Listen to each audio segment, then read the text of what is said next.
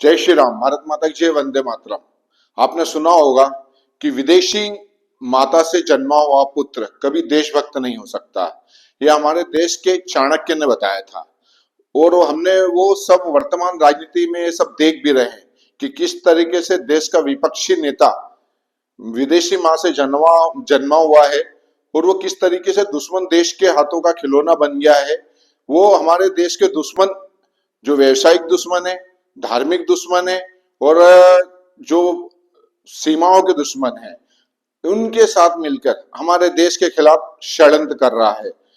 उसी तरीके से हमारे देश के खिलाफ जो पार्टी काम कर रही है वो कांग्रेस पार्टी अंग्रेजों के द्वारा बनाई गई पार्टी है। हमें सोचो कि जिन अंग्रेजों से हम लड़ रहे थे उन अंग्रेजों ने पार्टी बनाई, उनके अधिकारियों ने पार्टी बनाई अंग्रेजों ने। और काय के लिए पार्टी बनाई कि चलो इस देश के जो हिंदू है, जो यहाँ के नागरिक है, उनके लिए आवाज उठाने के लिए। वास्तव में ये कांग्रेस पार्टी की स्थापना अंग्रेजों ने कोई देश के नागरिकों की आवाज उठाने के लिए नहीं बनाई थी। 1857 में जब क्रांति हुई तो उन्हें समझ में आ गया था कि इस देश में हम राज नहीं कर सकते, तो उन्हें अपने स्लीपर सेलों की जरूरत थी। और कांग्रेस पार्टी में उन्होंने अपने स्लीपर सेल रखे और उन्हीं स्लीपर सेलों के द्वारा देश के अंदर देश के क्रांतिकारियों को खंडित करना, उनके खिलाफ रचनाएं रचना, उनका मनोबल तोड़ने का काम कांग्रेस पार्टी ने करा था। उसके बाद में जब देश आजाद हुआ तो सत्ता का हस्तांतरण भी कांग्रेस पार्टी को अंग्रेजों ने किया और कांग्रेस पार्टी ने ही अंग्रेजों की रीति नीति लागू करी। उसी विचारधारा के तहत गांधी परिवार काम कर रहा है। वो गांधी परिवार कहीं न कहीं विदेशी दुश्मनों के हाथों का टूल किट है, हनी ट्रैप है और ये सब मिलकर देश के अंदर देश के खिलाफ काम कर रहे हैं। पर इतने सारे इतिहास में पहली बार सनातनी सरकार आई है नरेंद्र मोदी जी के कार्यकाल में, और देश को स्वावलंबी बनाने के लिए, देश को आत्मनिर्भर बनाने के लिए और देश को परम वैभव पे ले जाने के लिए नरेंद्र मोदी जी काम कर रहे हैं। इसका विरोध दुश्मन करे समझ में आता है, पर हमारे देश की विपक्षी पार्टी कर रही है और इनका साथ कहीं ना कहीं कथाकथित हमारे लोग भी दे रहे हैं, जो चाहे अनजाने में इनके टूल किट बन रहे हैं। यानी कि देश के अंदर यदि कोई विपत्ता आती है, कोरोना आता है, तो उस समय पे हमारा देश आत्मनिर्भर बनकर हमारी मदद तो करता है दुश्मन देशों की, और सबकी पूरी दुनिया में मदद करता है हमारा देश मानवता के नाम से। पर यही कांग्रेस उस समय घर से निकल के किसी की मदद नहीं करी इन्होंने। किसी को आटा नहीं दिया, किसी को राशन नहीं दिया, किसी को दवाखाने नहीं जाके इन्होंने दवाखाने में जाके इन्होंने किसी की मदद नहीं करी।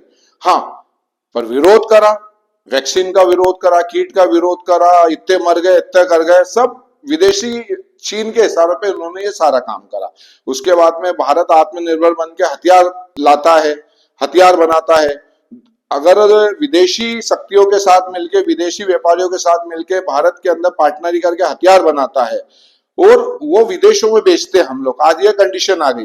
कांग्रेस के शासन में बफोर्स तोप सौदा आपको मालूम ही है, जैसे कितने सौदे होते थे जो कांग्रेस पार्टी विदेशों से हथियार लेती थी और उसमें कमीशन खोरी करती थी। वो कमीशन खोरी बंद हो गई। उसी का नतीजा है कि कांग्रेस पार्टी तिलमिला गई और हमारे देश की जो सुरक्षा नीति है उसका विरोध कर रही है। हमारे देश के अजित डोभाल जी का विरोध कांग्रेस पार्टी करती है, हमारी सेना का विरोध कांग्रेस पार्टी करती है। हमारे देश में यदि कोई भी अच्छा काम होता है तो कांग्रेस पार्टी सबसे ज्यादा विरोध करती है। क्यों? क्योंकि राहुल गांधी, हम देखते हैं कि हर 2 महीने 3 महीने के अंदर ये कांग्रेस पार्टी को हराने के बाद, चुनाव हराने के बाद ये विदेश जाता है। विदेश में देश के दुश्मनों के साथ मिलता है। ये जब विदेश जाता है और जब ये विदेश से आता है तो एक नई दुर्घटना हमारे देश के साथ होती है। एक आतंकवादी हमला होता है, कोई बड़ा टूल किट, कोई आंदोलन करता है और हमारे देश को कई साल पीछे ले जाने के लिए चक्रव्यूह रचते हैं। पर हर बार मोदी जी बचा रहे हैं, हर बार हमारे देश की खुफिया एजेंसियां काम कर रही है। पर एक बार भी यदि गलती हो गई और यह जयचंद अपने मकसद में कामयाब हो गया तो जो पृथ्वीराज चौहान के साथ हुआ था वही मोदी जी के साथ होगा, और जो पृथ्वीराज चौहान के बाद में सनातन धर्म के साथ हुआ वही आपके और मेरे साथ होगा। इसलिए कि सारे कुकर्मों की जितनी जानकारियां ज्यादा से ज्यादा हमारे सनातनियों में शेयर करें और जनता को ये बताओ कि अगर कांग्रेस पार्टी विरोध कर रही है तो क्यों कर रही है? क्यों हमारे देश के अंदर कोई भी अच्छा बड़ा इवेंट होता, बड़ा कोई कार्यक्रम होता है, कोई यानी कि अगर दिल्ली के अंदर इतना बड़ा इवेंट हुआ तो इन्होंने क्यों विरोध करा?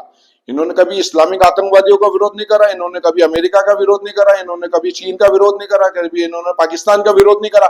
ये हमेशा देश का विरोध क्यों करते हैं? मोदी का विरोध क्यों करते हैं? आरएसएस का विरोध क्यों करते हैं? सेना का विरोध क्यों करते हैं? अजीत डोभाल का विरोध क्यों करते हैं लोग? क्यों ये लोग विधर्मियों का विरोध नहीं करते हैं? इसलिए अब आपका और मेरा फर्ज बनता है कि इन विदेशी शक्तियों के साथ मिले हुए कांग्रेस पार्टी और गांधी परिवार का विरोध करे।